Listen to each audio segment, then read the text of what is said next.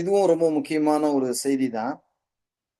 ஊழியத்துல உள்ளவங்களுக்கு ரொம்ப உபயோகமாக இருக்கும் இந்த செய்தி. தேவன் தனியா செயல்படுகிற தேவன் அல்ல. நல்லா புரிஞ்சுக்கிடுங்க. இண்டிபெண்டன்ட், அதாவது தன்னிச்சையாக தேவன் செயல்படுகிறவர் அல்ல. அதனாலதான் சபையும், சபையில இருக்கிறவங்களும் தன்னிச்சையாக செயல்படக்கூடாது என்று தேவன் விரும்புகிறார். ஒரு மனைவி தான் இஷ்டப்படி செய்யக்கூடாது. ஏன்னா மனைவி ஆயிட்டா. ஒரு கணவனோட ஒரு உடன்படிக்கை வந்துருச்சு. இப்ப கணவனோட சேர்ந்து செய்யணும். பாருங்க, ஆதியாகமம் புஸ்தகம் 1:28 நமது சாயலாகவும் நமது ரூபத்தின்படி மனிதனை உண்டாக்குவோமாக. நமது நமது சாயல். பிதா மட்டும் நான் இருங்க, 2 பேரும் தள்ளி இருங்க, ஆவியானவர் தள்ளி இருங்க, இயேசுவை தள்ளி இருங்க, நான் மட்டும் போய் ஆதாமை படைச்சிட்டு வந்துடுறேன்னு சொல்லல. தனியா செயல்படல. இல்ல, இயேசு நான் படைச்சுக்கிறேன், நீங்க 2 பேரும் தள்ளி இருங்கன்னு சொல்லல. ஆவியானவர் நான் பண்ணிக்கிறேன், நான் தானே ஜலத்தின் மேல அசைவான, நான் போய் பாத்துக்கிறேன், ஆதாம பாத்துக்கிறேன், நீங்க 2 பேரும் தனியா இருங்கன்னு சொல்லல. இயேசு இந்த பூமிக்கு வரும்போது பிதாவும் இயேசுவோடு கூட வந்து விட்டார். அதனாலதான் இயேசு சொன்னார், என்னை கண்டவன் பிதாவை கண்டான்ற. அதனாலதான் ஆவியானவர், கர்த்தருடைய ஆவியானவர் என்மேல் இருக்கிறன்னு சொன்னாரு. அப்பன்னா அவங்க 2 பேருமே தனியா இருக்க முடியல. ஒருவன் என் வசனத்தை கை கொண்டால் நாங்கள் அவனிடத்தில் வாசம் பண்ணுவோம்.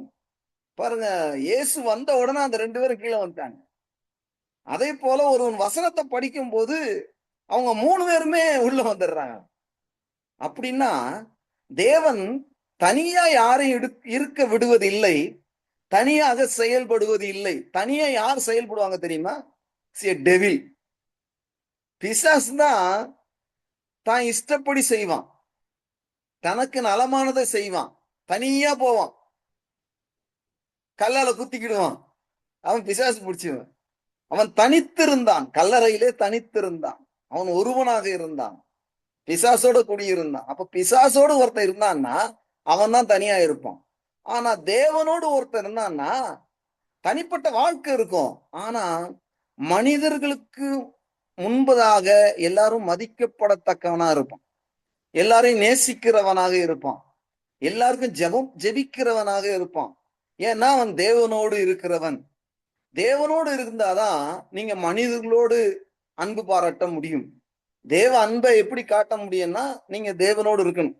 அப்ப தேவன் தன்னிச்சையாக செயல்படுது. மனிதன் இல்லாம தேவன் செயல்படுகிறது இல்லை, தெரியுமா உங்களுக்கு? பைபிள்ல பாத்தீங்கன்னா தேவன் இல்லாம மனிதர்கள் செயல்பட்டு இருக்கிறார்கள் தனியா, அது ஃபெயிலியர். நீங்க தேவன் இல்லாம நீங்க செயல்பட்டீங்கன்னா அது ஃபெயிலியர். ஆனா தேவன் இந்த மனிதன் இல்லாம செயல்பட்டு இருக்காரான்னு பாத்தீங்கன்னா ஒரு இடத்துல கூட இல்லை. நான் கூட வருவேன்னு வேறு, நான் கூட உன்னை ஆசீர்வதிப்பேன்னு வேறு, நான் உனக்கு முன்னாடி போறேன்னு வேறு, கோணனை செவைப்படுத்துவேன்னு வேறு. அப்போ தேவன் இந்த மனிதனை தனியா விடுறதும் இல்ல. இந்த மனிதன் இல்லாம, இந்த மனிதன் வேணாம்ப்பா, நம்ம மட்டும் தனியா பண்ணிக்கலாம் அப்படின்னு ஒரு நாளும் தேவன் சிந்திச்சதே கிடையாது. மனிதன் இல்லாத போது பிதா குமாரன் பரிசுத்த ஆவியானவர் தான் இந்த பூமியை சிருஷ்டித்தார்கள். ஆவியானவர் அசைவாடி கொண்டிருந்தார், தேவன் பேசினார், இயேசு சிருஷ்டிக்க ஆரம்பித்தார். ஏன்னா அவரை கொண்டு உலகங்கள் சிருஷ்டிக்கப்பட்டிருக்கிறது. 3 பேரும் சிருஷ்டித்தாங்க. இந்த மனிதன் வந்த பிறகு இந்த மனிதன் இல்லாம எதையும் அவர் பிளான் போடுறதே இல்லை. ஏன்னா இந்த மனிதனை அவர் முக்கியமாக எண்ணுகிறார், மேலானவராக எண்ணுகிறார். இந்த மனிதன் மேல அவனை கொண்டு அவன் மூலியமா தான் எல்லா பிளானும் போட்டிருக்கிறார். ஏன்னா இந்த மனிதன் யாரோடு இணைக்கப்பட்டிருக்கிறான் என்றால் தேவ சாயலோடு இணைக்கப்பட்டிருக்கிறான், தேவனோடு இணைக்கப்பட்டிருக்கிறான், அல்லது இயேசு கிறிஸ்துவோடு இணைக்கப்பட்டிருக்கிறான். ஆனால் தேவன் தன்னிச்சையாக செயல்படுகிறவர் அல்ல. ஆனா இன்னைக்கு பாத்தீங்கன்னா சிலர் தன்னிச்சையாக செயல்படுகிறத நான் பாக்குறேன். கணவன் என்ன சொல்றாரோ அதெல்லாம் கீழ்ப்படியதே கிடையாது. என் இஷ்டப்படி போ. தன் இஷ்டப்படி விடப்பட்ட பிள்ளை தன் தாய்க்கு மானத்தை உண்டு பண்ணுகிறான். அதே நீதிமொழிகளை தமிழ் நான் ஒரு நாள் கேட்டேன், ஆண்டவரே இது பெண் பிள்ளைகளை பத்தி போட்டிருக்கேன், ஆம்பளை பிள்ளைங்களுக்கும் இருக்குப்பா அப்படின்னாரு. வசனத்தை காட்டினார் பாருங்க. தன் இஷ்டப்படி விடப்பட்ட மகன் தன் தாய்க்கு மானத்தை உண்டு பண்ணுகிறான். மானம்னா அவமானம். அதை போல ஒரு மனுஷன் தன்னிச்சையாக செயல்படுவான் என்றால் அவன் தேவனுக்கு அவமானத்தை உண்டு பண்ணுகிறான். அவன் வாழ்க்கை சிறப்பானதா இல்ல. ஆனா இன்னைக்கு தேவன் என்ன பிளான் வச்சிருக்கிறாருன்றதை நீங்க பார்க்கணும். உங்களுக்கும் எனக்கும் தேவன் என்ன பிளான் வச்சிருக்கிறார், அதான் முக்கியம். 1 கொரிந்தியரின் புஸ்தகம் 3ஆம் அதிகாரத்தை எடுத்து வைத்துக் கொள்ளுங்கள். நான் இந்த 3ஆம் அதிகாரத்திலிருந்து தான் அநேக வசனங்களை சொல்வேன் என்று நினைக்கிறேன். 3ஆம் அதிகாரத்துல 1 கொரிந்தியர் 3ஆம் அதிகாரம் 9ஆம் வசனத்தை நான் வாசிக்கிறேன், நீங்கள் கேளுங்கள். நாங்கள் தேவனுக்கு உடன் வேலையாட்களாய் இருக்கிறோம். பவுல் சொல்றாரு, நாங்க யாரு? நாங்க யாருன்னா தேவனுடைய உடன் வேலையாள், கோவர்க்கர், கூட சேர்ந்து வேலை செய்கிறவர். தேவன் நம்ம இல்லாமையே அவரால் செய்ய முடியும். நம்முடைய உதவி அவருக்கு தேவை இல்லை. ஆனா அவர் என்ன விரும்புறாருன்னா, இப்ப நீயும் தனியா செய்யக்கூடாது, நானும் தனியா செய்யல, 2 பேரும் சேர்ந்துதான் எதையும் செய்யணும். அப்ப அவர் சொல்றாரு, இந்த உலகத்துல நீ செய்யற எந்த வேலையும் என்னை இல்லாம உங்களால செய்ய முடியாது. அதனாலதான் இயேசு சொன்னாரு, என்னை அல்லாமல் உங்களால் ஒன்றும் செய்யக்கூடாது. இப்ப புரியுதா? அவர் இல்லாம, அவருடைய வார்த்தை இல்லாம, அவருடைய பிரசன்னம் இல்லாம, அவருடைய வழிநடத்தல் இல்லாம நீங்க எதையும் செய்யக்கூடாது. எதையும் செய்ய விரும்பக்கூடாது. அவர் சொல்றாரு, என்னை அல்லாமல் உங்களால் ஒன்றும் செய்ய முடியாது. தனிச்சு இருந்தா அது காஞ்சி போயிடும்ன்ற. செடியில இருக்கணும். யாரு திராட்சை செடி? இயேசுதான் திராட்சை செடி. என்னை நிலைத்திருந்தால் நீங்கள் மிகுந்த கனிகளை கொடுவீங்க. நீங்க நிலைச்சு இல்லைன்னா என்ன, காஞ்சி போவீங்க, உங்களை எரிச்சிருவாங்க தூக்கி போட்டு. நரகத்தை பத்தி சொல்றாரு இயேசு. பல இடங்கள்ல நரகத்தை பத்தி பேசி இருக்கிறாரு, எரிச்சிருவாங்கன்னு போட்டிருக்கிறாரு. அப்போ தேவன் என்ன பண்றாருன்னா, தேவன் உடன் வேலைய கோவர்க்கரா உங்களையும் என்னையும் வச்சிருக்கிறார் இந்த உலகத்துல. நீங்க எப்போ இயேசுவை ஏற்றுக்கொண்டீங்களோ, எப்போ இயேசுவின் ரத்தத்தினால் கழுவப்பட்டீங்களோ, அப்போதே கிறிஸ்துவுக்குள்ளாக மிகப்பெரிய திட்டமுடையவராக தேவன் இருக்கிறார். தேவனுடைய திட்டத்தின்படிதான் நீங்களும் நானும் உள்ள வந்திருக்கிறோம். அந்த திட்டத்துல வேலை நடக்கணும். அந்த திட்டத்துல தேவனோட ஒத்து போகணும். அங்க தேவனுடைய ராஜ்யத்துக்குள்ள வந்துட்டு உங்க இஷ்டப்படி நீங்க வாழக்கூடாது, உங்க இஷ்டப்படி பிளான் போடக்கூடாது.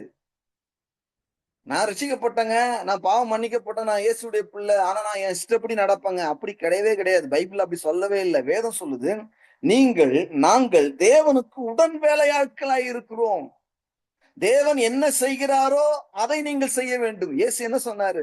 பிதா என்ன செய்ய காண்கிறேனோ அதையே நான் செய்கிறேன், குமாரனுக்கு இவைகளை காட்டிலும் பெரிய காரியங்களை அவர் காண்பிப்பார் அப்படின்னார்.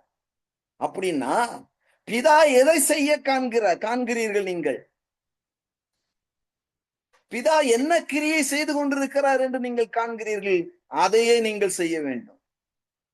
இயேசு இந்த உலகத்துல மாடலா நமக்கு காமிச்சது என்னன்னா, பிதா என்ன பிளான் போட்டாரோ அத்தனை பிளானையும் இயேசு சிலுவை வரைக்கும் சொன்னார். பிதாவே எல்லாம் முடிந்தது, முடிச்சுட்டேன், அந்த பிளான் எல்லாம் முடிச்சுட்டேன், பறந்துட்டேன், அற்புதம் செஞ்சேன், அடையாளம் செஞ்சேன், ஹீலிங் பண்ணேன், இவ்வளவு தூரம் நடந்தேன், இவ்வளவு அடிகளை வாங்கினேன், இவ்வளவு வேதனையை சகித்து கொண்டேன், மரண பரியந்தமும் நீ சொல்றதுக்கு 100க்கு நான் கீழ்ப்படிஞ்சேன்.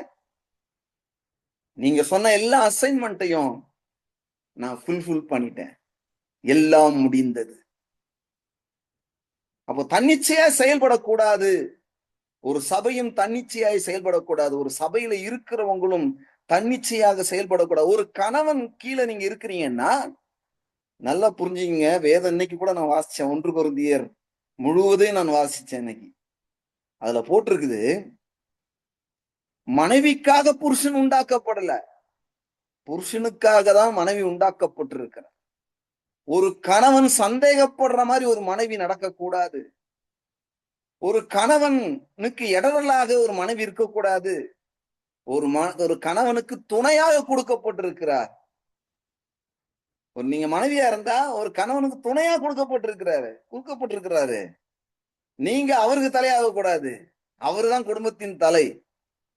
அவருக்கு யார் தலை? கிறிஸ்து. கிறிஸ்துக்கு யார் தலை? பிதா. எல்லாம் ஆர்டர் படி வருது பாருங்க. அப்படின்னா நீங்கள் யாருக்காக உண்டாக்கப்பட்டீர்கள்? முதலாவது நீங்கள் தேவனுக்காக உண்டாக்கப்பட்டீர்கள். இரண்டாவது உங்க கணவனுக்காக நீங்கள் உண்டாக்கப்பட்டீர்கள். அவருக்கு உதவி செய்யணுன்றதுக்காக. அதை நீங்க ஃபாலோ பண்ணணும். அதை விட்டுட்டு நாங்க கல்யாணம் பண்ணது ஒண்ணுதான் பாஸ்டர். ஆனா நான் தனியா தான் இருப்பேன். தனி ரூம்ல இருப்பேன். தனி பெட்ல படுப்பேன். தனி அக்கவுண்ட் வச்சுக்கிட்டே காலம் ஃபுல்லா வாழ்வேன். தனியா தான் இருப்பேன்னா அது நாட் காட்ஸ் பிளான். நீங்க எப்போ தேவனுடைய பிளானுக்குள்ள வர்றீங்களோ, அது கணவனோ மனைவியோ, தேவனுடைய பிளானுக்குள்ள வர்றீங்களோ, அப்போதான் அங்க தேவன் செயல்படுவார். நீங்க ஒரு பிளான்ல இருந்துட்டு அங்க வந்து தேவனை இழுத்து புடிச்சு உள்ள கொண்டு வர முடியாது. மரியாலே கொண்டு வர முடியல. இயேசுவே இவங்களுக்கு எல்லாம் குறைவா இருக்குது, சீக்கிரம் இந்த ஏதாவது அற்புதம் பண்ணுங்க. ஸ்திரியே இன்னும் ஏன் வேலை வரலன்னு. அப்படின்னா என்ன அர்த்தம்? நீ அம்மாவா பெத்தெடுத்த அம்மாவா இருக்கலாம். ஆனா உன் இஷ்டத்துக்குலாம் நான் வளைய மாட்டேன். என் நேரம் வந்தாதான் நான் செய்வேன். மரியாதையே அப்படி சொல்லிட்டாருன்னா நீங்க வந்து உங்க இஷ்டப்படி நடந்துகிட்டு அவரை இழுத்தா நடக்குமா? தேவனை தான் நிர்பந்தம் பண்ண முடியுமா? தேவனை நீங்கள் ஒரு காலமும் உங்களுடைய முயற்சியினால நிர்பந்தம் பண்ண முடியாது. ஏன்னா தேவன் எல்லாவற்றுக்கும் அப்பாற்பட்டவர். அதனால நாம் தேவனோடு ஒத்து போகணும். தேவனுக்கு நாம் உடன் வேலையாட்களாக இருக்கிறோம் என்ற இந்த காரியத்தை இன்னைக்கு நீங்க படிச்சு கொள்ளுங்க. தன்னிச்சையாக ஊழியம் செய்வதல்ல, தன்னிச்சையாக பாடுவதல்ல, தன்னிச்சையாக ஜெபிப்பதும் கிடையாது. தன்னிச்சையாக நான் ஏதோ ஒரு பெரிய காரியத்தை செய்ய போற அந்த உலகத்துல கிடையாது. தன்னிச்சையா செஞ்சு என்னாச்சு? தேவன் இல்லாம பாபிலோன் கோபுரத்தை கட்டினாங்க. தேவன் என்ன பண்ணாரு? அதை இடிச்சார். தன்னிச்சையாக ஒரு கூட்டமே சேர்ந்து தேவனுக்கு விரோதமாக மிகப்பெரிய ராஜ்யத்தை எழுப்பும் போது அந்த ராஜ்யத்தை தேவன் இடித்து தள்ளினார். நீ கட்டுவ, அவர் இடிப்பார். ஏன்னா தேவன் இல்லாத, தேவனுடைய பிளான்ல இல்லாத எதையுமே அவர் விடமாட்டாரு. ஏன்னா அவர் இந்த பூமியின் மேலையும் ஆளுகை செய்கிறார். உன்னுடைய வாழ்க்கையிலும் தேவன் ஆளுகை செய்கிறார். ஏன் நான் எவ்வளவோ ட்ரை பண்ணி பாக்குறேன், இது நடக்கவே மாட்டேங்குது. ஏன்னா நீயா செய்யற. தேவனோடு செஞ்சுப்பாரு. தேவனுடைய வழிநடத்தின்படி செஞ்சுப்பாரு. பாருங்க, தேவன் ஆரம்பித்தார் என்றால் அதை கரெக்டாக செய்து முடிப்பார். ஏன் பாபிலோன் கோபுரத்தை ஆதியாகமம் புஸ்தகம் 11ஆம் அதிகாரத்துல இன்ன வரைக்கும் கட்ட முடியல? ட்ரை பண்றாங்க. அதுக்குதான் அந்த உலகம் ஃபுல்லா இந்த அடுத்த ராஜ்யம் அந்த ராஜ்யமா தான் இருக்கும்னு நினைக்கிறேன். இந்த நேட்டோ அதோடைய கூட்டமைப்புல அதோடைய பில்டிங் பாத்தீங்கன்னா இந்த இடிச்சாரு அதே மாதிரி இருக்கும். ஏன்னா அந்த ராஜ்யம் மறுபடியும் அதை எழும்பணும்ன்றத அவங்க ட்ரை பண்றாங்க. தேவன் இல்லாம ஒரு ராஜ்யத்தை கட்டி காமிக்கணும், தேவன் இல்லாம ஒரு ராஜ்யத்தை அந்த உலகத்துல ஸ்தாபிக்கணும்னு பிசாசு ட்ரை பண்றோம். நீங்க அதோடைய பிக்சர் எல்லாம் பாத்தீங்கன்னா தெரியும். நான் பார்த்துட்டு ரொம்ப ஆச்சரியப்பட்டேன். அந்த இடிஞ்சு போனது போலவே அந்த கட்டடத்தினுடைய டிசைன் இருக்குது. அது எப்படி இயற்கையா வர முடியுமா? வர முடியாது இல்ல. எல்லாமே ஆவிக்குரிய வாழ்க்கையில அது நிறுவனம் ஆகுது. அப்போ நாம யாருன்னா தேவனுக்கு உடன் வேலையாட்கள. வேலைக்காரன் என்ன செய்யணும் பாருங்க? தேவனோட உடன் வேலையாளா இருக்கிறோம்னா ஒரு வேலைக்காரன் எஜமான் வர்ற வரைக்கும் முழிச்சிருக்கணும். அவன் எப்போது வருவான் என்பதை முழிச்சிருக்கணும். அவன் வந்த பின்பு அவனுக்கு சாப்பாடு எல்லாம் கொடுத்துட்டு அதுக்கப்புறம் தான் அவன் போய் சாப்பிடணும். இயேசு ரோமை சொல்றார். அப்படின்னா எஜமானுடைய வேலையை அவன் புரிந்து கொண்டவனாக இருக்கணும். நீங்களும் நானும் தேவனோட உடன் வேலையாட்கள். நாம் தேவனுடைய பிள்ளைகள். ஆனா தேவன் என்ன செய்கிறார், என்ன செய்ய போகிறார், என் வாழ்க்கையில என்ன செஞ்சுக்கிட்டு இருக்கிறாரு, சபையில என்ன செஞ்சுக்கிட்டு இருக்கிறார், இந்த முழு தேசத்திலும் என்ன செய்து கொண்டிருக்கிறார் தேவன் என்பதை நீங்கள் எப்பொழுது புரிந்து கொள்ளுகிறீர்களோ அப்போதுதான் நீங்களும் அவரோடு நடக்க முடியும். அப்படி நடக்கிறதுக்கு தான் இன்னைக்கு நான் ஒரு 7 பாயிண்ட் சொல்ல வந்திருக்கேன். எப்படி அதை அறிந்து கொள்வது? அதுக்கு பேசிக் என்னன்னா வேத புஸ்தகம் தான். தேவன் இங்கே என்ன செய்தார், என்ன எழுதி கொடுத்தார், அதை சொன்னார், எப்படி செய்தார் என்பதை வேத புத்தகம் திருப்பி திருப்பி சொல்லுகிறது. அதை நீங்கள் வாசிக்கும் போது இன்றைக்கும் அதே காரியங்கள் தான் சபையில வேறு விதமா நடக்கிறது, தேசத்திலே வேறு விதமா நடக்கிறது, தனிப்பட்ட வாழ்க்கையில வேறு விதமா நடக்கிறது. சரி, ரைட், ஓகே. தேவன் இந்த உடன் வேலையாட்கள் கம்யூனிகேட் பண்றார். ஃபர்ஸ்ட் அவர் என்ன செய்கிறாரோ அதை உனக்கு கம்யூனிகேட் பண்றார், அதை உனக்கு சொல்லுகிறார்.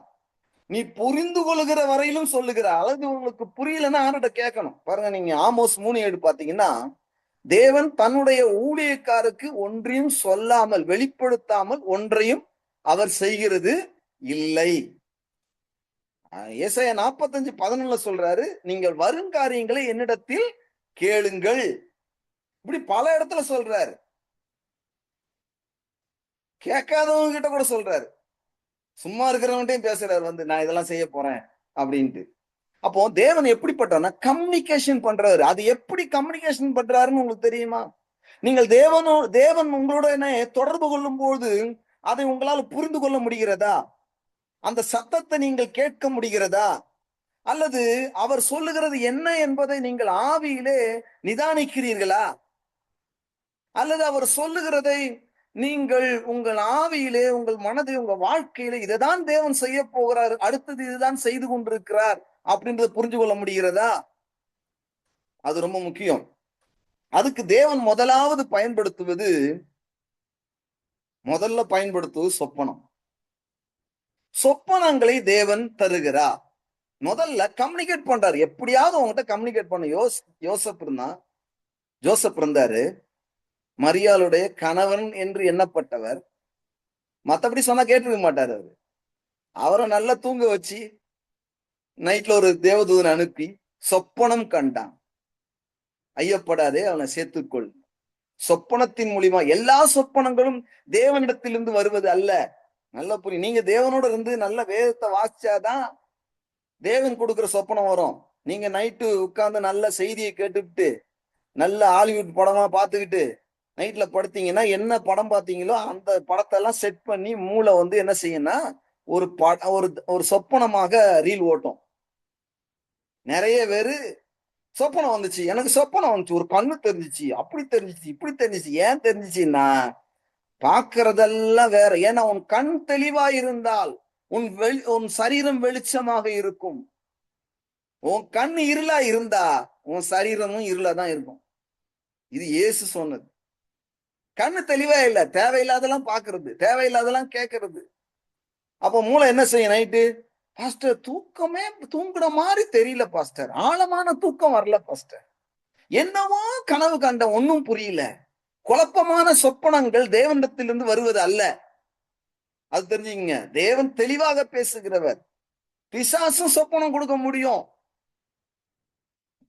நிறைய பேரு பிசாசு கொடுக்குற சொப்பனத்தை தான் தேவன் கொடுக்குறாருன்னு நினைச்சுக்கிட்டு இருக்காங்க.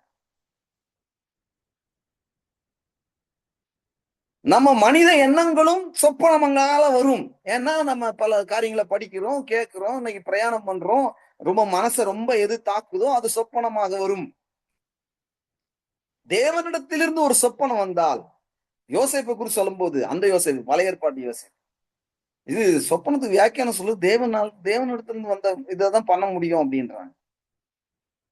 தேவனிடத்திலிருந்து வந்த சொப்பனம் என்று யாக்கோபு புரிந்து கொண்டான். ஆனா சகோதரர்கள் புரிந்து கொள்ளல. அப்ப தேவனிடத்திலிருந்து ஒரு சொப்பனம் வந்துச்சுன்னா, உனக்கு குழப்பமா இருந்துச்சுன்னா அந்த சொப்பனத்தை எடுத்து குப்பை தொட்டில தூக்கி போடணும். உன்னை பயமுறுத்துற மாதிரி ஒரு சொப்பனம் வந்துச்சுன்னா அது பிசாசிடத்திலிருந்து வந்தது. சில நேரங்கள்ல சொப்பனங்கள் தேவனிடத்திலிருந்து சரியான சொப்பனங்கள் வரும். அப்படி வரும்போது அது சரியானதா என்று எப்படி நீங்கள் நிதானிப்பது? அது சரியானதா அப்படின்னா முதல்ல நீங்க உங்களுக்கு பைபிள் தெரிஞ்சாதான், வேத வசனங்கள் தெரிஞ்சாதான் அது கரெக்டா தப்பான்னு தெரியும். ஏன்னா நம்முடைய அளவுகோல் தேவனுடைய வார்த்தை, நம்முடைய அளவுகோல் சத்தியம். சத்தியத்துக்கு விரோதமா ஒன்னும் எந்த சொப்பனம் வந்தாலும் அது பிசாசு இடத்துல வந்தது. உங்க வீட்டுக்காரர் உன்னை மதிக்கவே மாட்டேன்றாரு, நீ ரொம்ப அழகா இருக்க, நீ மட்டும் உங்க வீட்டுக்கார விட்டு போனா ரொம்ப நல்லா இருக்கலாம் அப்படின்னு ஒரு சொப்பனம் வந்துச்சுன்னா இதை தேவன் தானே கொடுக்குறாரு? கிடையாது.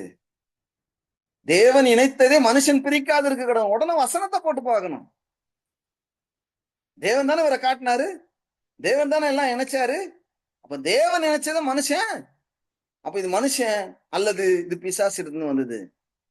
அதை உடனே ரிஜெக்ட் பண்ணணும், உடனே கேன்சல் பண்ணணும், உடனே கடிஞ்சு கொள்ளணும். அதை இந்த சொப்பனத்தை, ஒரு ஆக்சிடென்ட் ஆகுற மாதிரி ஒரு சொப்பனம் பாக்குறீங்க, உடனே வசனம் வரணும். ஆபத்து காலத்தை நோக்கி கூப்பிடு, நான் உன்னை விடுவிப்பேன்னா அது தேவனத்தின் வந்தது. சில நேரங்கள்ல வசனங்களே கூட பிசாசு காட்டும். அதுக்குதான் பரிசுத்தாவியானவர் தேவை. பரிசுத்தாவியானவரால் அந்த வசனங்கள் கொடுக்கப்படுகிறதா அல்லது பிசாசால கொடுக்கப்படும்? இயேசுவுக்கு யார் கொடுத்தது வசனம்?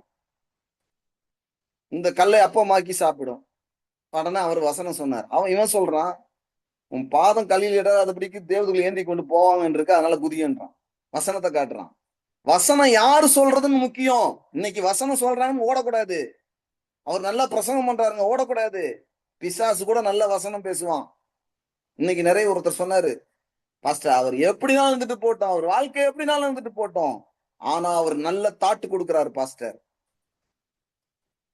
பிசாசு நல்ல தாட்டு கொடுப்பான். என்கிட்ட வந்து பிசாசு சொன்னா, இந்த பைபிள நீ பிரசங்கம் பண்ணாத, இந்த பைபிள நான் சொல்லி தர்ற மாதிரி பிரசங்கம் பண்ணுனா. எப்படி பாருங்க. அப்ப முதல்ல தேவன் இந்த கோ ஒர்க்கரோட கூட வேலை செய்யறவங்களோட என்ன பண்றாருன்னா, சொப்பனத்தின் மட்டும் மத்தியே பேசுறது இல்ல. நல்ல கவனிங்க. சொப்பனம் வந்துச்சுன்னா, உங்களுக்கு ஒருவேளை தேவனிடத்திலிருந்து ஒரு சொப்பனம் வந்தது என்றால் அது உங்களுக்கு சமாதானத்தை உண்டு பண்ணும். இது தேவனிடத்திலிருந்து வந்ததுன்னு சொல்லி உங்களுடைய ஆவியை சாட்சி கொடுக்கும். ஆவியானவரும் சாட்சி கொடுப்பாரு, வசனங்களும் சாட்சி கொடுக்கணும். அதுதான் கரெக்ட். பொல்லாத சொப்பனம் நான் கண்டேன்னு கூடாது, எப்பவுமே பயப்படக்கூடாது. சரி, முதல்ல சொப்பனத்தின் மூலியமாக தேவன் என்ன பண்றாருன்னா ஒரு கன்விக்ட் பண்றாரு, மெசேஜ மனிதனுக்கு சொல்லுகிறார். ரெண்டாவது என்ன பண்றாருன்னா தேவன் தரிசனங்கள் மூலியமாக இந்த மனிதனோடு அவர் ஷேர் பண்றார் சில காரியத்தை. தரிசனங்களும் பொய்யான தரிசனங்கள் இருக்கிறது. நல்ல கவனம், எல்லாம் ஆவியானவர் கொடுக்கறது கிடையாது. ஒருத்தர்கிட்ட ஒரு பெரிய தீர்க்கதரிசி எனக்கு தெரியும், அவர் என்னுடைய நண்பர் கூட. எனக்கு அப்ப 22 வயசு, அவருக்கு 54 வயசு. நாங்க ரெண்டு பேரும் உட்காந்து பேசிட்டு, அவர் பெரிய ப்ராஃபிட். கண்ணை மூடுவாரு, உங்களுக்கு சரீரத்துல என்னென்ன வியாதி இருக்குன்னு எக்ஸ்ரே பண்ணி சொல்லுவார். கண்ணை மூடுவாரு, வயிற்றுல இருக்கிற குழந்தை என்ன குழந்தைன்னு சொல்லுவாரு. பயங்கரமா இருக்கும் பார்க்கும்போது, எனக்கே பயமா இருக்கும் அவர் பேசுறதெல்லாம் பார்த்தா. அந்த தீர்க்கதரிசி என்னோட கூட அதிகமா ஃபிட்டானாரு, பேசினாரு. அவர் சொல்லுவாரு, எனக்கா ஜெபம் பண்ணு கிறிஸ்டின்னு. அதுக்கு ஒரு காரணம் இருக்குது. அவருக்கு வெளிப்பாடு சொன்னேன், தலைமையில கைய வச்சு. அவர் 25 வருஷமா ஊழியம் செய்யறாரு, எல்லா பைபிள் காலேஜிலும் டீச் பண்ணவர். பெங்களூர்ல பெரிய தீர்க்கதரிசி, இறந்துட்டாரு அவரு. அவரு வந்து ஒரு நாள் சொல்றாரு, அகஸ்டின் ஒரு விஷயம் தெரியுமா? என்னன்னு கேட்டேன். அகஸ்டின், காலையில ஜெபம் பண்ணிக்கிட்டு இருந்தேன், அப்போ ஒரு தரிசனம். நான் வந்து இத்தனாம் தேதி மகனே இந்த தேசத்துல வருகிறேன், ஆகையினால நீ எல்லாருக்கும் சொல்லிடு அப்படின்னு ஒரு தரிசனம் மாதிரி கிடைச்சது எனக்கு. உடனே இயேசுவே நீங்க தான் சொல்றீங்களா அப்படின்னு கேட்டேன்.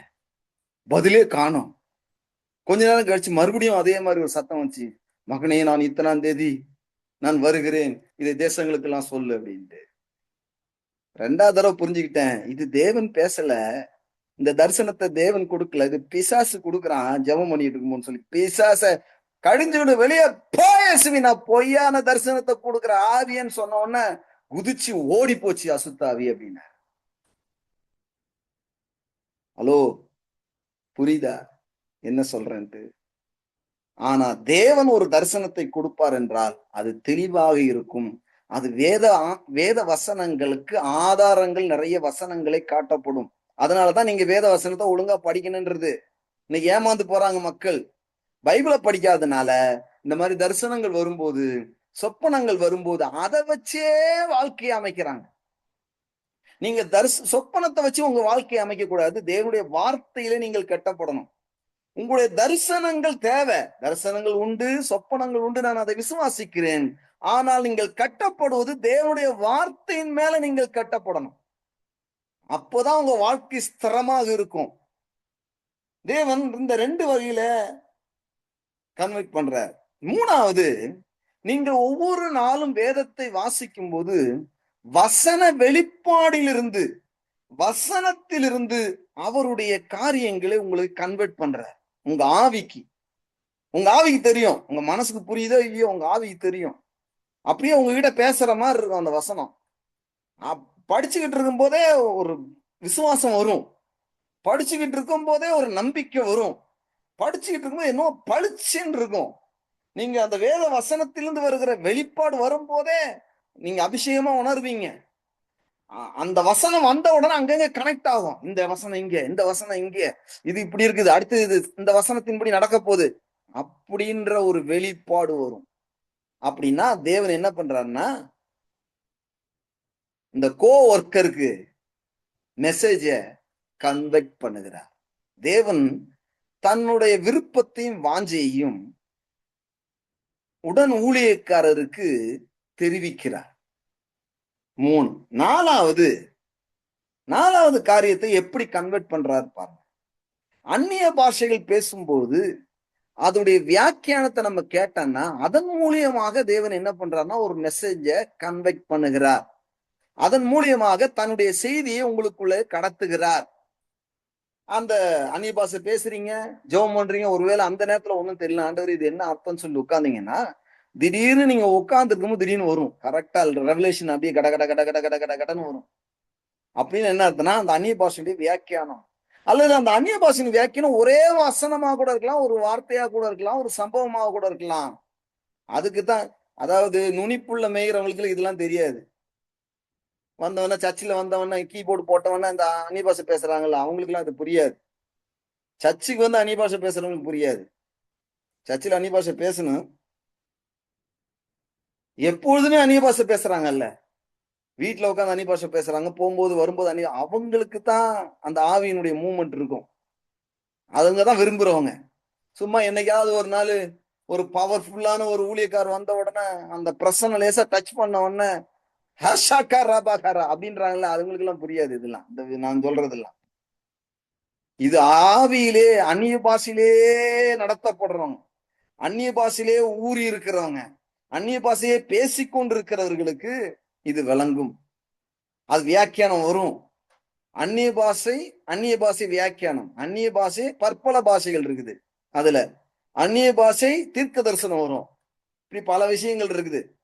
அப்போ இந்த அந்நிய பாஷை பேசும்போது அந்நிய பாஷையின் மூலியமாக அதனுடைய வியாக்கியானத்தை ஆவியானவர் கொடுப்பார். அது வேத வசனங்களுக்கு ஒத்து இருக்கும். எல்லாமே வேத வசனங்களுக்கு ஒத்து இருக்கணும். அப்போதான் அது கரெக்ட். அதுதான் வரையறை. அப்போ கூட வேலை செய்யறவங்க எப்பவுமே தேவனோட பேசுவார்கள். தேவனோட எப்படி பேசுவாங்க? தமிழ்ல பேசலாம், அந்நிய பாஷையில பேசலாம், எல்லாருக்கும் தெரியுற மாதிரி பேசலாம், யாருக்கும் தெரியாமையும் பேசலாம். மனதுக்குள்ளே அந்நிய பாஷை பேச முடியும், மெதுவாகவும் அந்நிய பாஷை உதடு மட்டும் அசைறதை மட்டும் பண்ண முடியும். இல்ல வண்டி ஓட்டும் போது பண்ண முடியும், வீட்டு வேலைகள் செய்யும் போதும் பண்ண முடியும், படுக்கும் போதும் அந்நிய பாஷை. நான் சில நாங்கள படுக்கும் போது அந்நிய பாஷை பேசிக்கிட்டே இருப்பேன், எப்போ தூங்குவேன்னே தெரியாது. சிலர் சொல்லுவாங்க என் கூட ஆரம்ப காலத்துல என்ன சொல்லுவாங்க தெரியுமா? நீ படுத்து தூங்கிக்கிட்டு இருக்கையா, ஆனா உன் வாய் மட்டும் என்னவோ அந்நிய பாஷை பேசிக்கிட்டே இருக்குது எப்படின்னு கேட்பாங்க. நான் சொல்லுவேன், நான் தூங்கிட்டேன், என் ஆவி தூங்கல, என் ஆவி தேவனோட பேசிக்கிட்டு இருக்கு. அதான் உண்மை. அப்போ ஆவியில அந்நிய பாஷை பேசி அதனுடைய வியாக்கியானத்தை கேட்டு பழகணும். அதுல என்னைக்கோ ஒரு நாள் இல்ல, சைக்கிள் எடுத்தவொன்னே ஒரு நாள் ஓட்டிட்டு அதோட 20 வருஷம் கழிச்சு ஓட்டினீங்கன்னாலும் சைக்கிள் ஓட்ட முடியாது. டெய்லி எடுக்கணும், அதை ஓட்டணும். அப்படி எப்படி ஆடுவோம், ஆனாலும் ஓட்டணும், கீழே விழுந்தாலும் ஓட்டணும். ஆனா ஸ்டெடியா ஓட்டிட்டோன்னா, அதுல பழகிட்டேன்னா அதே மாதிரிதான் அந்நிய பாஷை வியாக்கியானம், அந்நிய பாஷை பற்பல பாஷை, அந்நிய பாஷையின் மூலியமாக தீர்க்க தரிசனங்கள். அவர்கள் அந்நிய பாஷை பேசி தீர்க்க தரிசனம் சொன்னார்கள். அவர்கள் அந்நிய பாஷை பேசி வியாக்கியானம் பண்ணினார்கள். அவர்கள் அந்நிய பாஷை பேசி பல பல பாஷைகளை பேசினார்கள். அப்போ கண்டினியூவா தேவன் கூட வேலை செய்யறவங்களுக்கு எப்படி கன்வெர்ட் பண்றாருன்னா, அந்நிய பாஷையின் மூலியமாக அதை என்ன பண்றாருன்னா கன்வெர்ட் பண்றாரு. இப்போ நான் சொல்றது என்னன்னா, 5வது பாயிண்ட் சொல்ல போறேன். 5வது பாயிண்ட் என்னன்னா, இப்படி இதுல பழகும் போது ஆவியானுடைய சத்தம் கேட்கும். மனதுல, இருதயத்துல குரல், கேட்கும். ஆவியானவர் பேசுவார். வெளியிருந்தும் பேசுவாரு, காது கேட்கிற மாதிரியும் பேசுவாரு. சில நேரங்கள்ல இருதயத்திலிருந்து பேசுவார். மெல்லிய குரல்ல அவர் பேசுவார். 2, 3 தடவை பேசுவாரு. 3வது தடவை, ஆண்டவரே நீங்க ஒண்ணும் பேச வேணாம், அமைதியா இருங்கன்னு இருந்துரும். அவ்வளவுதான். நீ ஒரு தடவை கேட்டு அவர் சொல்றத செய்யலன்னா அடுத்த தடவை பேச மாட்டார். அதை செய்யற வரைக்கும், அந்த இடத்துக்கு நீங்க வர்ற வரைக்கும். அப்ப ஆவியானவர் மூலியமாக செய்திகளை கொடுக்கிறார். இப்போ இயேசு பரிசுத்த ஆவியின் மூலியமாக சீஷர்களோடு பேசினார். அப்போஸ்தலர்கள் இருக்கு. பரிசுத்த ஆவியின் மூலியமா கட்டளையிட்டு சொன்னாரு. அப்போ தேவன் என்ன பண்றாருன்னா, கன்விக்ட் பண்றதுக்கு, உடன் வேலையாட்களோடு பேசுவது, இடைப்படுவதற்கு ஆவியானவரை பயன்படுத்துகிறார். சொப்பனத்தை பயன்படுத்துகிறார். தேவன் தரிசனத்தை பயன்படுத்துகிறார். வசன வெளிப்பாடை பயன்படுத்துகிறார். அவர் அந்நிய பாஷையை பயன்படுத்துகிறார். அவர் ஆவியானவரை பயன்படுத்தி பேசுகிறார். அடுத்து நல்ல கவனி. இது ஒரு முதிர்ச்சி அடைந்தவர்களுக்கு இது புரியும் நான் சொல்லுவது. எப்படி என்றால், அபிஷேகத்தின் மூலியமாகவும் தேவன் வழி நடத்துவார். உங்களுக்கு யாரும் சொல்ல வேண்டாம், உங்களுக்கு நீங்கள் பெற்ற அபிஷேகமே உங்களை நடத்தும் சொல்லப்படும். அதாவது ஒரு வேலையை செய்யும் போது திடீரென்று ஒரு அபிஷேகம் வருகிறது என்றால், அதை நிறுத்துவதற்கா அல்லது அதை தொடர்ந்து செய்வதற்கா என்கிறதை நாம் புரிந்து கொள்ளணும். சில நேரங்களில் ஆரம்ப காலத்துல நான் ஒரு பாட்டு பாடுவேன், அதுல அனாயிண்டிங்கா இருக்கும். அடுத்த பாட்டு போடுவேன், அதுல இருக்காது. உடனே திரும்பிடுவேன் மறுபடியும் பழைய பாட்டு. ஒரு எந்த செய்தி கொடுக்குன்னு தெரியாது. 2 செய்தி இருக்கும். ஒரு செய்தியை கொடுக்குன்னு எடுப்பேன். எடுக்கும்போது பாத்தீங்கன்னா அதுல அபிஷேகம் தெரியாது. தெரியலன்னா அடுத்த செய்தியை மாத்துவேன், அபிஷேகம் தெரியும். அதாவது ஒரு தண்ணிக்குள்ள ஒரு பள்ளம் இருக்கா இல்லையான்னு குச்சியை வச்சு பள்ளமா இல்லையான்னு பார்த்து நடக்கிறது தான் இந்த அபிஷேக வாழ்க்கையும். நீங்கள் அழைக்கப்பட்ட துறையிலே அல்லது நீங்கள் அழைக்கப்பட்ட விஷயத்திற்காக நீங்கள் செயல்படும் போது உங்களுடைய அபிஷேகம் வேலை செய்யும். நீங்கள் அப்படி இல்லாத போது அந்த அபிஷேகம் செயல்படாது. ஆனா அபிஷேகம் உள்ள இருக்கும். சில நேரங்கள்ல அபிஷேகம் ஏன் வருதுன்னா, பாதுகாப்புக்கான அபிஷேகம் இருக்குது. பிசாசு வரும்போது திடீரென்று அந்த அபிஷேகம் வரும். அது நம்மளை பாதுகாக்கிறது. இதுக்கு மேல நீங்க செய்யக்கூடாது, இதுக்கு மேல நீ இதுக்கு போக கூடாது. ஒரு நாள் பாத்தீங்கன்னா, நானும் ஒய்ஃபு பிள்ளைங்க எல்லாம் வண்டியில போய்கிட்டு இருக்கிறோம். நான் அப்படியே அந்நிய பாஷை பேசிக்கிட்டே போறேன். திடீர்னு அபிஷேகம், ஒரு சத்தம் கேட்கிற மாதிரி இருக்குது. உடனே பிரேக் அடின்ட்டு முன்னாடி ஒரு லாரி போயிட்டு இருக்கு. அதுவும் வேகமா போயிட்டு இருக்கு, நானும் வேகமா தான் போயிட்டு இருக்கேன். பிரேக் அடிச்சேன் பாருங்க. அடிச்சு கொஞ்ச நேரத்துல அவன் சடன் பிரேக் அடிச்சான் பாருங்க. இல்லைன்னா நான் கொண்டு போய் விட்டுருப்பேன் பின்னாடியே. அப்போ அடுத்தது என்ன நடக்குது என்பதை அந்த அபிஷேகம் நமக்கு போதிக்கிறது. அபிஷேகம் போதிக்குதா? தெரியுதா? அதை உணர்றீங்களா? ஏன்னா அதுல பழகணும். எல்லாத்துலயும் பழக்கம் இருக்குது. அது சொப்பனமா இருந்தாலும் சரி, தரிசனமா இருந்தாலும் சரி, வசன வெளிப்பாடா இருந்தாலும் சரி, அந்நிய பாஷையா இருந்தாலும் சரி, ஆவியானுடைய சத்தத்தை கேட்பதா இருந்தாலும் சரி, அபிஷேகத்தில் நடப்பதா இருந்தாலும் சரி, இது எல்லாம் பழக்கத்திலே இருக்கிறது. 7வது ஒரு பாயிண்ட் சொல்றேன், கவனிங்க. தேவன் ஒரு செய்தியை கன்வெர்ட் பண்றாருன்னு சொன்னான் இல்லையா? அதுக்கு இத்தனை வகையை பயன்படுத்துறார். 7வது, ஆவிக்குரிய தகப்பனை தேவன் மூலியமாக கன்வெர்ட் பண்றார். தேவன் உங்களுக்கு சொன்னார் என்றால் அதை கண்டிப்பாக ஆவிக்குரிய தலைவனுக்கு கண்டிப்பா தெரியும். அதனாலதான் நீங்க எங்க வரணும்னா, சில நேரங்கள்ல முடிவு எடுக்கும் போது, முக்கியமான சில காரியங்களை முடிவு எடுக்கும் போது ஆவிக்குரிய தகப்பன் கிட்ட வரணும். இது தேவன் பேசுனதா பேசலையான்றதை நீங்க கண்டுபிடிக்க முடியலன்னா கூட அவர் கண்டுபிடிச்சிடுவோம். அதுக்குதான் ஆவிக்குரிய தகப்பன் தேவை. அதுக்குதான் ஒரு பாஸ்டர் தேவை. அதுக்குதான் ஒரு சபை தேவை.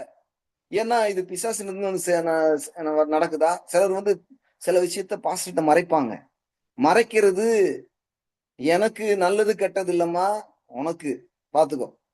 எல்லாத்தையும் மறைச்சு செய்தார். இது பாஸ்டர் தெரிஞ்சிச்சா என்ன பண்றது? இது பாண்டு தெரிஞ்சு என்ன பண்ண போற? அநேக போதகர்கள் உனக்கு தேவையில்லை, உனக்கு தகப்பன் தேவை. நீ எந்த வழியில போற என்பதை ஒரு ஊழியக்காரன், ஆவிக்குரிய தலைவன் அங்கீகரிக்கணும். நீ செய்யறது இது தேவனிடத்திலிருந்து வந்ததுன்னு சொல்றத அங்கீகரிக்கணும். அது வரைக்கும் நீ பொறுமையா இருக்கணும். ஆவியானவரே சொன்னாலும் கூட ஒரு தலைவன் அங்கீகரிக்கவில்லை என்றால் தேவன் அதை செய்ய மாட்டார். ரகசியமா செய்வோம். ஆவியானவர் சொல்லிட்டார், ரகசியமா செய்வோம்னா அதை தேவன் அங்கீகரிக்க மாட்டார். எனக்கு சொப்பனம் வந்துச்சு, பாஸ்டர்ட்ட சொல்ல வேண்டிய அவசியமே இல்ல, என் இஷ்டப்படி நான் செய்யறேன்னா அதை தேவன் அங்கீகரிக்க மாட்டார். வசன வெளிப்பாடு வந்தாலும் சரி, அது தரிசனத்துல வந்தாலும் சரி, அது அந்நிய பாஷை வியாக்கியானத்துல வந்தாலும் சரி, அல்லது அவருடைய அபிஷேகம் நடத்தினாலும் சரி, அதுக்குதான் தலைவனாக யாரை வைத்திருக்கிறார். தலைவனுக்கு தெரியாம ஒண்ணும் நடக்காது. அதை புரிஞ்சு கொள்ளுங்க. தடுமாற்றம் இல்லாம ஆவிக்குரிய வாழ்க்கையில வாழணும்னா, நீங்க முக்கியமான முடிவு எடுக்கும் பொழுது, நீங்களா முடிவு எடுத்துட்டு வந்து பேசக்கூடாது. செய்யறதுக்கு முன்னாடி தலைவன்ட்ட வந்து கேட்கணும். ஆண்டவரே, இது இது தேவ சித்தம் தானா? இத பண்ணலாமா? அப்படின்ற காரியத்த கேட்கணும். அவருக்கு தெரியும். இது அவர் அங்கீகரிக்கணும். அதுல அவருடைய ஹேண்ட் இருக்கணும். பாருங்க, ஒரு பாஸ்டருக்கு நான் ஒரு ஒரு பிரச்சனைய பத்தி சொல்றேன். ஆமா பாஸ்டர், நீங்க சொல்றதெல்லாம் கரெக்ட் தான் பாஸ்டர்ன்னாரு. ஏன்? அவர் போம்போது என்கிட்ட கேட்டார். நான் இந்த ஊருக்கு போறேன். இந்த ஊர்ல ஊழியம் செய்ய போறேன். இன்ன வரைக்கும் நான் அவருக்காக ஜெபம் பண்றேன். அவருக்கு ஏதாவது பிரச்சனைன்னா, முக்கியமான பிரச்சனை ஏதாவது வருதுன்னா, நான் ஃபோன் பண்ணி கரெக்ட்டா சொல்லுவேன். ஏன்னா, நான் அங்கீகரித்து அவர் போயிருக்கிறார்.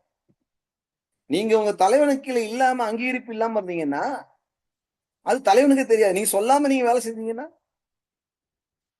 பாருங்க, இயேசுகிட்ட வந்து கேட்டிருக்கணும். இயேசுவே, இந்த மாரி எனக்கு ஒரு எண்ணம் வருது. அங்க ஆசாரியன்ட்ட போயிட்டு ஒரு 30 வெள்ளிக்காசு வாங்குற மாரி ஒரு எண்ணம் வருதுன்னா, அத மாத்திருப்பேன். சிலர் வந்து ரொம்ப மறைக்கிற வேலைய செய்றாங்க, ஊழியக்காரங்கிட்ட. ஐயோ! நம்ம சொல்லிட்டா, பாஸ்டர் நம்மள நீ மதிக்கிறதுக்காக வாழலம்மா. கிறிஸ்துவுக்காக வாழ்றம்மா. நான் மதிச்சு நீ என்ன ஆகப் போற? பாஸ்டர் என்ன மதிக்கணும். மதிக்க வேண்டிய அவசியமே இல்ல. நீ தேவனோடு இருக்கணும். அவ்வளவுதான்.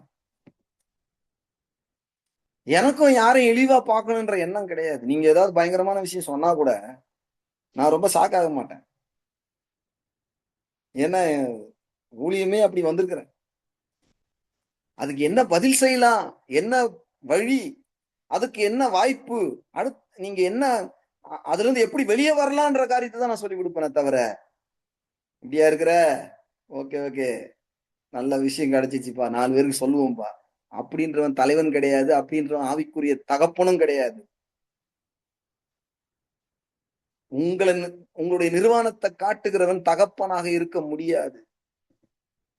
அதனால தேவன் இந்த 7 விதங்களிலே தேவன் என்ன பண்றார்ன்னா, தான் செய்கிற உடன் வேலையாட்களுக்கு தேவன் தன்னுடைய செய்தியை அவர் சொல்லுகிறார், அல்லது கன்வெர்ட் பண்ணுகிறார், அல்லது அவர்களுக்கு இந்த வழியாக அவர்களுக்கு அந்த செய்தியை கடத்துகிறார். ஏனென்றால் அவர்கள் புரிந்து கொண்டு அவர்களுடைய வாழ்க்கையை அல்லது அவருடைய குடும்பத்தை, அவருடைய வேலையை சிறப்பாக செய்வதற்காக தேவன் இப்படிப்பட்ட வழியை தேவன் வைத்திருக்கிறார். புரிஞ்சுக்கிட்டீங்களா? இதுல பெருமை அடைய வேண்டிய அவசியமே இல்ல. எனக்கு ஆண்டவர் பேசுறாருங்க. அந்நிய பாஷை மூலியமா, சொப்பனத்து மூலியமா பேசிட்டாருங்க. தரிசனத்து மூலியமா பேசிட்டாருங்க. அல்லது அந்நிய பாஷை மூலியமா பேசிட்டாங்க. வசனத்து மூலியமா வெளிப்பாடு வந்துகிட்டே இருக்குது. எனக்கு ஆவிக்குரிய சத்தம் கேட்டுக்கிட்டே இருக்குது. நான் தேவ பிரசன்னத்திலேயே இருக்கிறேன். ஆவிக்குரிய தகப்பனும் என்ன அப்படியே பண்றாரு. நான் சொல்றதெல்லாம் ஓகேன்னு சொல்றாரு. அப்படின்னு பெருமை அடைய வேண்டிய அவசியமே இல்ல. ஏன்னா, இது எப்படி குடுத்தாருன்னு சொல்லி 1 கொரிந்தியர் 3ஆம் அதிகாரம் 5ஆம் வசனம் இப்படி சொல்லுகிறது. பவுல் யார்? அப்போலோ யார்?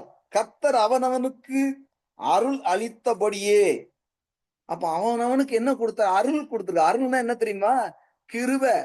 இந்த கன்வெர்ட் பண்றது உடன் வேலையாட்களுக்கு தன்னுடைய செய்தியை தேவன் சொல்லுவதற்கு பயன்படுத்தப்பட்ட இந்த 7 வகையிலும் கிருபை, இரக்கத்தின் அடிப்படையில். ஆகையினால இத பெருசா நம்ம நினைக்க முடியாது. அடுத்து என்ன சொல்ல? நீங்கள் விசுவாசிக்கிறதற்கு ஏதுவாயிருந்த ஊழியக்காரர் தானே. நீ உன்னை விசுவாசிக்க வைக்கிறதுக்கு தானே சாதாரண ஊழியக்காரங்க, அவ்வளவுதான். அப்ப நம்ம எதுக்காக நம்ம என்ன பண்ணியிருக்கோம்? தேவனுடைய கிருபையினால இப்படிப்பட்ட 7 வகையில நம்ம செயல்படுகிறோம். தேவனுடைய அவர் மற்றவங்களுடைய விசுவாசத்துக்காக நம்ம செயல்படுறோங்க, அவ்வளவுதான். இத பெருசா என்றது எல்லாம் பெரிய இதுவெல்லாம் கிடையவே கிடையாது. நீங்கள் விசுவாசிக்கத்தக்கதாக ஏதுவா இருக்கிற ஊழியக்காரர் தானே. சிம்பிளா ஊழியக்காரர் தானே அப்படின்ட்டு. நான் அப்படியே பெரிய ஆளு, மண்டகருவம் வந்துடக்கூடாது. எனக்கு சொப்பனம் வருதுங்க, எனக்கு தரிசனம் வருதுங்க, எனக்கு வந்து வெளிப்பாடு வருதுங்க, அந்நிய பாஷை வியாக்கியானம் வருதுங்க. இதெல்லாம் சிம்பிள். ஆவியானவர் நடத்துறாருங்க. எனக்கு வந்து அப்படியே அபிஷேகம் அப்படியே வருதுங்க. எனக்கு தலைவன், ஆவிக்குரிய தலைவன் அப்படியே நான் செய்யறதெல்லாம் கரெக்டா. மண்டகருவம் வந்துடக்கூடாது. நம்ம எதுக்காக இருக்கிறோம்னா, நம்ம மற்றவங்களுக்கு அவருடைய கிருபையினால, மற்றவங்களுடைய விசுவாசத்துக்காக நம்ம இருக்கிறோம். இதெல்லாம் இரக்கத்தினால தேவன் செய்கிறது. சரிங்களா? 2 3வது பாயிண்ட் என்னன்னா, 3ஆம் அதிகாரம் 6ஆம் வசனத்துல இப்படி இருக்குது. நான் நட்டேன். அப்போ என்ன வேலைன்னா, எனக்கு இதெல்லாம் எதுக்காக குடுக்கப்படுதுன்னா, சில காரியங்களை மற்றவருடைய வாழ்க்கையில நடுவதற்காக. அப்போலோ பத்தி சொல்லும்போது, அவன் நீர் பாய்ச்சினான். அப்ப நம்முடைய வேலை என்ன? மற்றவங்களுக்கு உதவி செய்யறது, மற்றவங்க நடுகிறது, நீர் பாய்ச்சுகிறது. ஆனா தேவனோ விளைய செய்கிறவர். நீங்க இந்த 7 வயதுல செயல்பட்டும் கூட மக்களுக்குள்ள எந்த மாற்றமும் இல்லையேன்னு நம்ம கவலைப்படக்கூடாது. தேவன் பயன்படுத்துறார் அவள்தான் சொல்லிட்டு நம்ம வேலைக்காரங்கன்னு சொல்லிட்டா, அந்த இதுல இருந்தா அடுத்த வேலை என்ன வேலைன்னா, தேவனே விளைய செய்கிறவர். நீங்க சொல்றத சொல்லிட்டே போனீங்கன்னா, தேவன் அதை சொல்றதுதான் நம்ம வேலை. மத்த காரியத்தெல்லாம் அவர் பார்த்துக் கொள்ளுவாரு. செய்தியை நமக்குள்ள கன்வெர்ட் பண்றாரு. நம்ம அவர் என்ன சொல்றாரோ அதை நம்ம செய்யறோம்.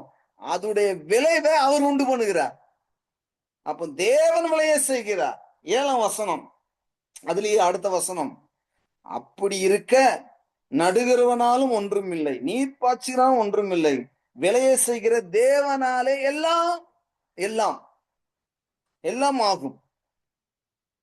யாரால ஆகும்? நம்ம வரங்கள் பயன்பட்டாலும், தேவன் நம்மளை நடத்தினாலும், நம்ம சொல்ல வேண்டியதை செய்ய வேண்டியதை செஞ்சிட்டோம்னா, அவர் செய்கிறது அவர் அந்த ஒண்ணுதான். எல்லாம் அவரால கூடும். விளைய செய்கிற தேவனாலே எல்லாம் கூடும். அப்போ நீர் பாய்ச்சுறது அப்போல பாய்ச்சினா, ஒரு நம்ம நீர் பாய்ச்சலாம் அல்லது நடலாம். அந்த எல்லாம் இதெல்லாம் பயன்படுத்தி நம்ம அதை செய்யறோம். அதனால நம்ம பெரிய ஊழியக்காரு கிடையாது. அந்த பெருமையே நமக்கு தேவையில்லை. ஏன்னா நாம் தேவனுக்கு உடன் வேலையாட்களாக இருக்கிறோம். பாருங்க, அடுத்த வசனம் ரொம்ப முக்கியமான வசனம். என்ன சொல்றாரு? மேலும் நடுகிறவனாலும் நீர்ப்பாய்ச்சினாலும் ஒன்றாயிருக்கிறார்கள். நடுகிறவனும் ஒண்ணுதான், 2 பேரும் ஒன்றாயிருக்கிறார்கள். அவர்கள் அவனவன் தன் தன் வேலைக்கு தக்கதாக கூலியை பெறுவான். நல்லா கவனிங்க. தேவன் சொல்லி எந்த வேலையை செய்யறோமோ அதுக்கு ஒரு கூலி இருக்கிறது. கூலி யாருக்கு கொடுப்பாங்க? வேலைக்காரனுக்கு கொடுப்பாங்க. உடன் வேலையாட்களா நீங்க இருக்கிறதுனால ரிவார்டு உண்டு, அவார்டு உண்டு, என்கரேஜ்மெண்ட் உண்டு, மேன்மை பாராட்டுதல் உண்டு, கனப்படுத்துவது உண்டு. ஏன்னா எனக்கு ஒருவன் ஊழியம் செய்வானால் பிதாவானவர் கனப்படுத்துவார். இருக்கா? யோவான் 12ஆம் அதிகாரத்துல ரிவார்டு இருக்குங்க. அதை எப்படி செய்யறோம்? பெருமையோட எனக்கு வெளிப்பாடு இருக்குது. அப்படி இல்ல. நான் பெரிய ஊழியக்காரங்க, சீனியர் பாஸ்டருங்க, எங்க தலைவர் பல நாட்டுக்கு போயிட்டு வந்திருக்கிறாருங்க. அதெல்லாம் பிரயோஜனமே இல்லை. தேவனுடைய கிருபையினால், இரக்கத்தினால் நம்ம இருக்கிறோம். நம்ம நம்மளை காட்டுறதுக்கு இல்ல, தேவனுடைய உடன் வேலையாட்களா இருக்கிறோம். நாம் தேவனை காட்டுவதற்காக நாம் இருக்கிறோம். நமக்கு ஒரு கூலி இருக்கிறது, நமக்கு பலன் இருக்கு. அதை அடுத்தது சொல்றாரு. அவன் கட்டினது நஷ்டம் அடையும், அவன் ரட்சிக்கப்பட்டுருவான்ற.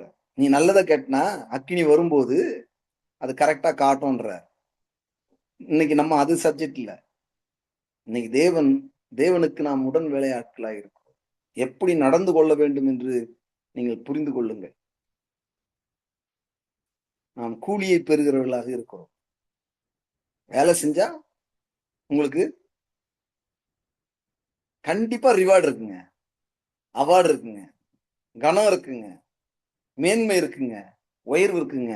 தேவனுக்காக நான் இதெல்லாம் செஞ்சேன், எனக்கு ஒண்ணுமே கிடைக்கலையே, பொய். அது உனக்கு கிடைக்கும். உன் பிள்ளை வாழ்க்கையில செஞ்சுக்கிட்டு இருப்பாரு, உன் குடும்பத்துல செஞ்சுக்கிட்டு இருக்கிறாரு. நீ தேவனுக்கு எதெல்லாம் பண்ணியோ அதெல்லாம் வேலை நடந்துகிட்டு இருக்குது. அதாவது கிரியை செய்யுது. அதனாலதான் வேதவசனம் சொல்லுது, அவர் மறந்து விடு, நீங்கள் பரிசுத்தவான்களுக்கு செய்த ஊழியத்தை அவர் மறந்து விடுகிறதற்கு அநீதி உள்ள தேவன் அல்லவே. அப்படின்னா அவர் உண்மையா செஞ்சிருந்தா அவர் வந்து மறக்க மாட்டாரு. அத கணக்குல வச்சு அதுக்கு 10 மடங்கு இல்ல 100 மடங்கு இங்கேயே நீதிமானுக்கு பூமியிலே சரி கட்டப்படும். அப்படின்னா உனக்கும் எனக்கும் சரி கட்டப்படும். நான் இன்னைக்கு ஏன் இந்த விசுவாசத்தோடு வாழ்கிறேன்னா, எனக்கு ஒண்ணு தெரியும். எனக்கு பூமியிலே சரி கட்டப்படும். அவர் சொன்னபடி நான் செய்றேன். அவர் சொன்னத சொல்றேன். அவர் சொல்ற வாழ்க்கைய நான் வாழ்றேன். அவர் நிச்சயமா எனக்கு நல்ல பலனை கொடுப்பார். என் பிள்ளைகளுக்கு நல்ல பலனை கொடுப்பார். நான் அப்படித்தான் விசுவாசிக்கிறேன். ஏனென்றால் நான் தேவனுக்கு உடன் வேலையாட்களாய் இருக்கிறேன். தேவன் என்ன சொல்லுகிறாரோ அதை செஞ்சுட்டு போறது நல்லது. கர்த்தர் உங்களை ஆசீர்வதிப்பாராக. புரிந்து கொள்ளுங்கள். தொடர்ந்து தேவனோடு நடங்கள். தொடர்ந்து வேத புத்தகத்தை வாசியுங்கள். தொடர்ந்து அந்நிய பாஷையை பேசுங்கள். தொடர்ந்து தேவனுடைய பிரசன்னத்தை வாஞ்சியுங்கள். ஆவியானுடைய சத்தத்தை கேளுங்கள். தொடர்ந்து சபைக்கு சரியான நேரத்தில் வாருங்கள். தொடர்ந்து ஒரு ஆவிக்குரிய தலைவனுக்கு கீழே அடங்கி இருங்கள். இது பெரிய பாதுகாப்பு. ஷாக்காதாரா மகாசேகதா மாரகத்தினி மகாசே பலஹா. நம்ம எல்லாரும் ஜெபம் பண்ணுவோம். பிரேபிலா ஹாஸ்கே பரஹா. பிதாவே, இயேசுவின் நாமத்தினால் எங்களை நீங்க உடன் வேலையாட்களாக நீங்க தெரிந்து கொண்டு ஆண்டவரே, சொப்பனத்தின் மூலியமாக, தரிசனத்தின் மூலியமாக, வசன வெளிப்பாடின் மூலியமாக, அந்நிய பாஷையின் மூலியமாக, பரிசுத்த ஆவியான மூலியமாக, அபிஷேகத்தின் மூலியமாக, ஆவிக்குரிய தலைவர்கள் மூலியமாக எங்களை நடத்துகிறதற்காக உமக்கு நன்றி ஆண்டவரே. இந்த எக்ஸ்பீரியன்ஸ் எல்லாம் நாங்க உங்களோட நடக்கிறதுனால, உங்களுக்கு நாங்கள் உடன் வேலையாட்களா இருக்கிறதுனால இப்படி நீங்க எங்களோட கன்வெர்ட் பண்ற செய்திக்காக நன்றி. இனி செய்ய போகிற காரியத்துக்காக நன்றி. இதுல எங்களை பழக்கி வைக்கிறதுக்காக நன்றி. இதுல நாங்க ஆண்டவரே எந்த பெருமையும் இல்லாம தாழ்மையோடு உங்களுக்கு ஊழியம் செய்ய, தாழ்மையோடு நாங்கள் விதைக்க, தாழ்மையோடு தண்ணீர் பாய்ச்ச, நாங்க தாழ்மையோடு உங்களுடைய கிருபையிலே நடக்க, ஆண்டவர் தாழ்மையோடு மற்றவங்களுக்கு விசுவாசத்தை உண்டு பண்ண, ஆண்டவரே நாங்கள் தாழ்மையோடு எல்லாவற்றையும் நாங்க செய்து நீங்க எங்களுக்கு கொடுக்கிற ப்ராஸ்பரிட்டி, நீங்க எங்களுக்கு கொடுக்கிற ஆண்டவர் ரிவார்ட அவார்ட நாங்க பெற்றுக்கொள்ள எங்களுக்கு உதவி செய்யும்படி ஜெபிக்கிறேன். இயேசுவின் நாமத்தினால் இன்றைக்கு விதைக்கிற ஒவ்வொருவரையும் நான் ஆசீர்வதிக்கிறேன். பலர் விதைக்கிறாங்க, அந்த விதைய அறுவடை இன்றைக்கு உண்டாகும்படி ஜெபிக்கிறேன். பெரிய காரியங்களை செய்யுங்க. இந்த குடும்பத்தை நாங்க ஆசீர்வதிக்கிறோம். அதே போல இவர்கள் கடந்த நாட்களிலே எதையெல்லாம் தேவனுடைய சத்தம் கேட்டு செய்தார்களோ அதற்கான பலன்கள் இவர்களுக்கு உண்டாகும்படி ஜெபிக்கிறேன். இவருடைய பிள்ளைகளுக்கு உண்டாவதாக, பண விஷயத்திலே இவர்களுக்கு உண்டாவதாக. ஆண்டவரே, ஆவியானவரே, நீர் பேசுவீராக, வார்த்தையின் மூலியமாக வெளிப்பாடை கொடுப்பீராக. இயேசுவின் நாமத்தினால் நல்ல பிதாவே, ஆமேன், ஆமேன்.